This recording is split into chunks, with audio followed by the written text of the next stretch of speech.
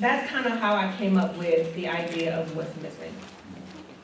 One of the things that I thought was so important to touch on, when I was in school, I just graduated with my master's, as some of you may know. I did a speech writing class.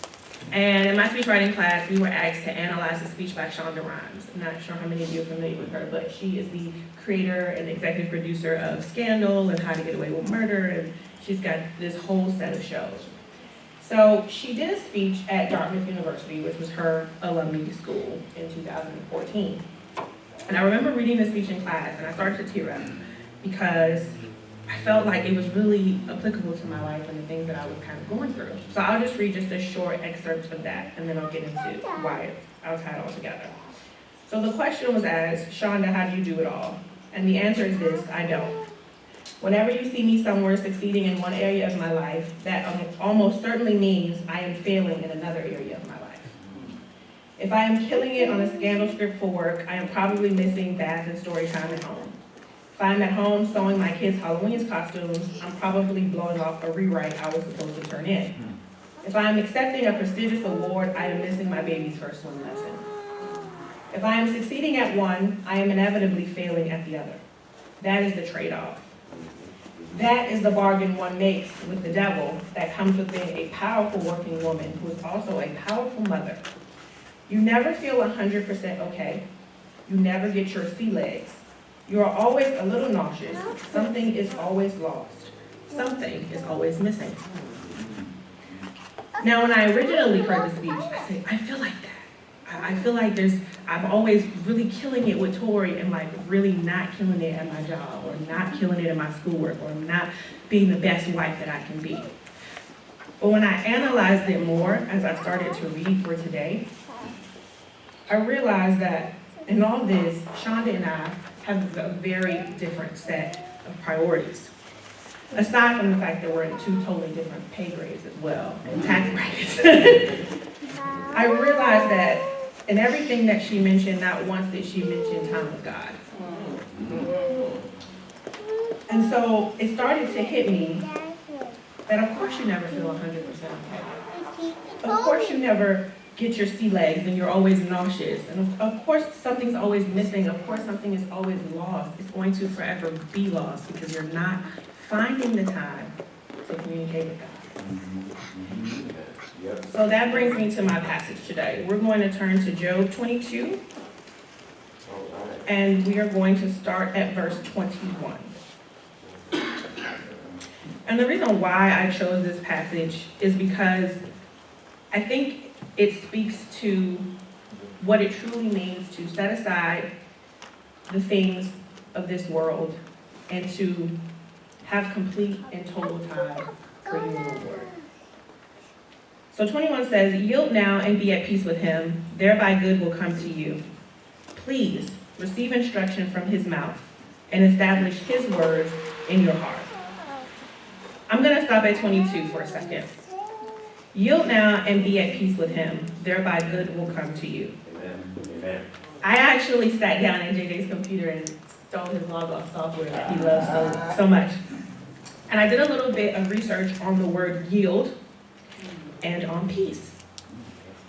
I found that yield actually also means to be of use or of service to. And that peace actually can mean fulfilled. So I thought, how can I be of service to the Lord and fulfilled in him if I don't talk to him? Amen.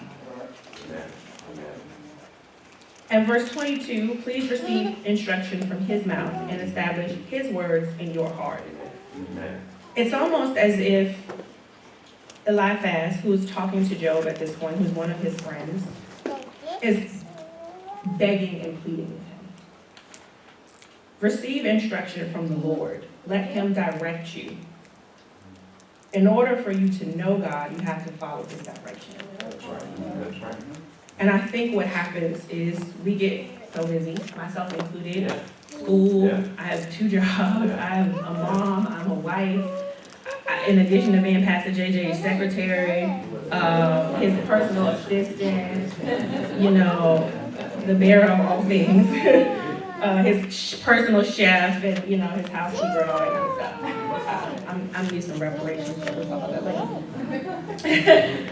But the time of God that you spend with him is going to be the most important thing that you do in your day. Amen. And we don't always have enough time in the day to do that.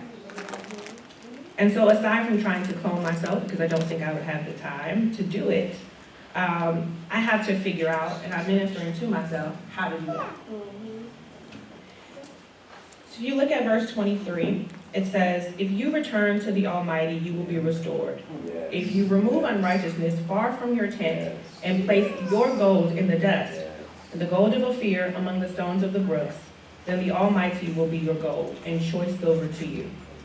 I'm going to stop there.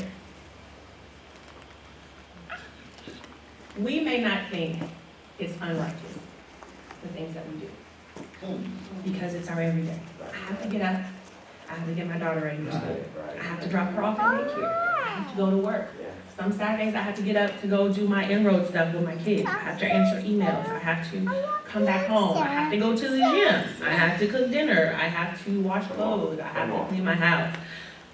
But everything that I'm placing before God is completely unrighteous. Come on. And it's a conviction that you have to have.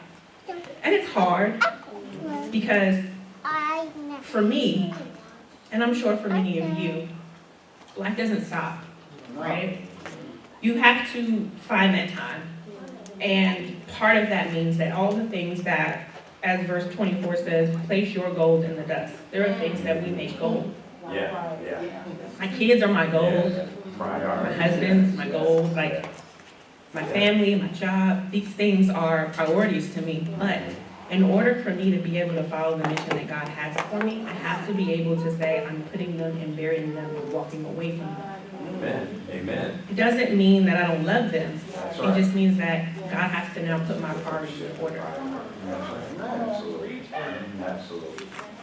So I'll go to verse 27. Oh, verse 26, I'm sorry. For then you will delight in the Almighty and lift up your face to God. You will pray to him and he will hear you, and you will pay your vows. You will also decree a thing and it will be established for you, and light will shine on your ways. Amen. When you are cast down, you will speak with confidence, and the humble person he will save. He will deliver one who is not innocent, and he will be delivered through the cleanness of your hands. Amen.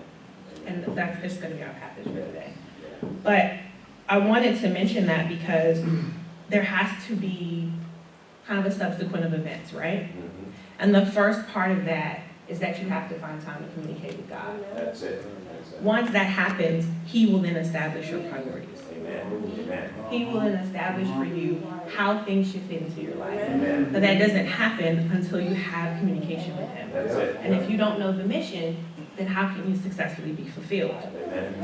Amen. Which directs me back to my theme, which is what is missing. So when I listened to the Shonda Rhimes speech, and she talked about never finding her footing, and never feeling 100% okay, and always feeling like she was on shaky ground, I realized it was because she doesn't have any stability in her life. Mhm. As believers, we have the option to have that. Yep. Yep. And so, like Eliphaz, I beg of you, if the Holy Spirit pulls on you, if he is tugging at you and saying, spend time with me, talk to me, communicate to me, Amen. give me just a little bit Yes. of you. If it's 15, 20 minutes, I just need you. Mhm. All of your flaws, no makeup, just you. Put Tori to the side, or tell JJ you'll be back, or, you know, turn your work calls off, or for lunch, maybe go get something and close your door, and let's just spend time together. Those are things that you have to consider. Amen. Amen. Because the worst place that you can be in is to not have the Holy Spirit tell you. Amen. Amen. Yeah. When you start to feel that disconnect and that distance, and you're trying to revive it, it can be extremely difficult. Yeah. Yeah. Yeah. So my prayer and my hope for everyone here is that if that's where you are, if that's what your heart is doing, if that's what you're feeling, if there's a tugging in your spirit, that you listen to it that you receive instruction from the Lord, Amen. and that you allow Him to direct your priorities. Amen. But in conclusion, I do want to talk about what exactly does spending time with God do for us. All right. We spend time with other people and our families and our jobs, and when you say, okay, Maria, that's great, like I should definitely take 10 minutes out of my day to talk to the Lord or whatever, but what does that really do for me? How is that going to help me if I can't devote hours at a time reading my word, or, you know, I have so much going on? What does spending just some time with God, putting everything aside, do for me today, tomorrow, in the long run, in the past? So if you look at the scripture, it says, if you return to the Almighty, you will be restored. And I think that that should say enough. I think there has to be a restoration. Yes. Repentance and that. Yes. And when you make time for God and you put Him first, Yes. He restores you. Not just your spirit. Yes. If you have an abrupt day, if you're not feeling as confident in yourself, Yes. if you're feeling a little downtrodden, that's what it does. It restores you. Amen. Amen. And if you look at verse 29, He repeats that. He says, or 28, I'm sorry, we'll start at 28. You will also decree a thing and it will be established for you, and light will shine on your ways. Ways also means your lifestyle, the things that you do, the way that you present yourself, your deeds. Yes. Yes. When you are cast down, you will speak with confidence, and the humble person He will save. And so that's what having a relationship with God does. That's what putting the Lord first does. It restores you. It allows for you to be established. It allows for you to have confidence. It allows for you to overcome those obstacles in your life that you think just might be too big a hurdles. Amen. And it doesn't have to take all the time. And I have to minister this to myself because I haven't always been, in my word, I'm not Pastor JJ. And I applaud that man, because when I tell you that software is mad difficult to use, and it's like a lot of memory and it's slow. But, you know, having been at Bible study and kind of understanding how he sets it up, being able to see the word in the Hebrew and then actually understanding what it means, it really helps.